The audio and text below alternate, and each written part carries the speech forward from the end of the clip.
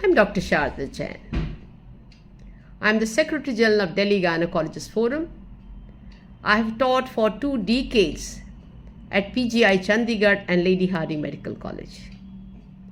We run the top training course in IVF and infertility for gynecologists for the country, and these courses are very popular in neighboring countries as well. Now we have decided to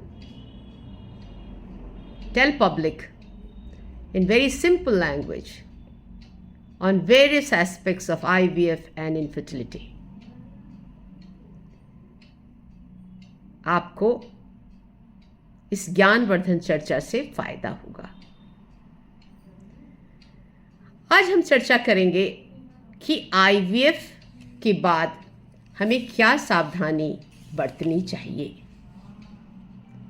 जिससे हमारा pregnancy rate बढ़ जाए। सबसे पहले आपके doctors ने बढ़िया काम आपका कर दिया है, तो पॉजिटिव सोच होनी बहुत ज़रूरी है। अगर आपकी सोच में कहीं पर नेगेटिव पना है, चाहे वो 1% हो, तो वो जहर की तरह काम करता है। Positive positive, positive as far as the pregnancy outcome is concerned, both by you and by your husband. Keep cool. Don't think.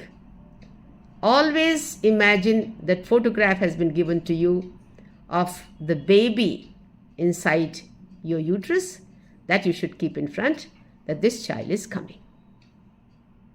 तीसरी चीज, आपको जो दवा और इंजेक्शंस बताए गए हैं उनको समय से बिना गैप के लेना होगा। इस बात का विशेष ध्यान रखें। इससे आपका प्रेगनेंसी रेट और सक्सेस का फायदा ज़रूर होगा। आपको आपके डॉक्टर ने बताया है कि जो इम्प्लांटेशन है वो एम्ब्रियो ट्रांसफ़र के 7वें दिन होता है, तो इस सब चीज़ों में मेडिकेशंस वगैरह का बहुत फ़ायदा होता है। प्रोजेस्टेरॉन जो है आपके जो यूट्रस की लाइनिंग है उसको सपोर्ट करता है, जिसमें सॉफ्ट बेड पे बच्चा लेटता है, तो उसकी जो दवाइयाँ ली जा रही हैं उसको समय पर लेना बहुत ज़रूरी है। दूसरी चीज़, आप डाइट के बारे में पूछते हैं। कोई विशेष डाइट नहीं है, सादा घर का खाना खाना है। उसमें आपने देखना है कि फल और सब्ज़ी ज़्यादा मात्रा में हो। हल्का खाना खाएं, 80% खाएं, 100% की भूख हो, जापानीज़ रूल।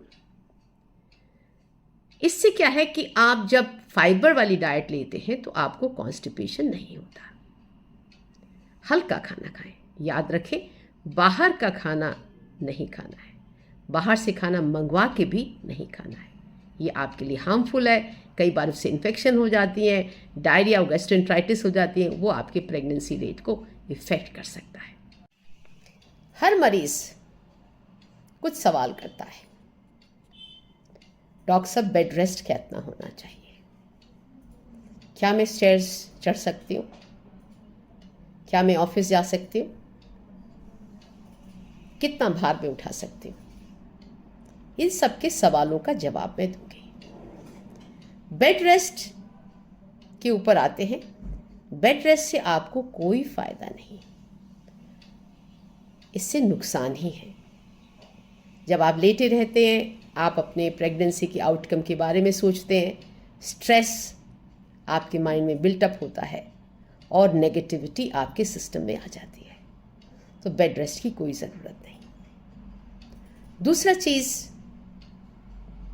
क्या डॉक्टर साहब हम सेक्सुअल एक्टिविटी कर सकते हैं? ये कंट्रोवर्शियल है, हमारे जैसे लोग इसको मना करते हैं।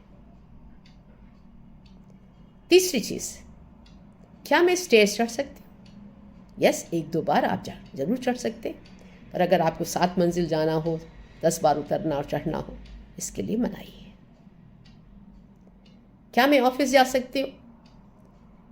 अगर आपका ऑफिस पास में है, आने और जाने में कोई प्रॉब्लम नहीं है, तो आप ऑफिस जरूर जाइए। पर अगर आपका काम बड़ा स्ट्रेनवस है, 12-13 घंटे का वहाँ काम है, बार बार आपको सामान इधर से लेकर उधर करना पड़ता है, उस पर्टिकुलर केस में, और बहुत दूर दराज आपको जाना पड़ता है, तो मैं कहूँगी कि आप इसको अवॉइड करेंगे। अगर आसानी से आप जा सकते हैं तो आपको ऑफिस का गैप नहीं करना चाहिए। क्या मैं डॉक्टर साहब बाहर जा सकती हूँ? आप बाहर ज़रूर जाइए, पर आप क्राउडेड प्लेसेस को अवॉइड करेंगे।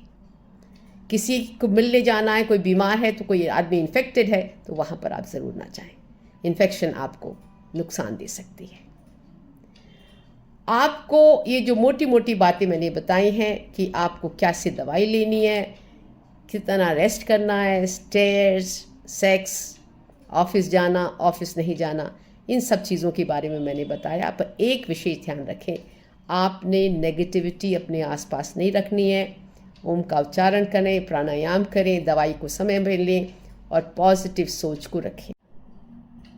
आपके दिमाग में कुछ सवाल हैं, कुछ ग्रे एरियाज़ हैं, कुछ आप जानना चाहते हैं जो आपके डॉक्टर्स ने आपको समझाया नहीं है, आप हमसे फ़ोन पर बात कर सकते हैं। दूसरी चीज़, बढ़िया होगा आप हमारी क्लिनिक में आ जाएं।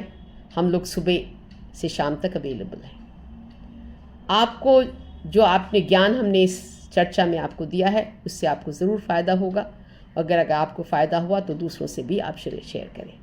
अगर आपने हमारी चैनल को अभी तक सब्सक्राइब नहीं किया है तो इसको ज़रूर सब्सक्राइब करें।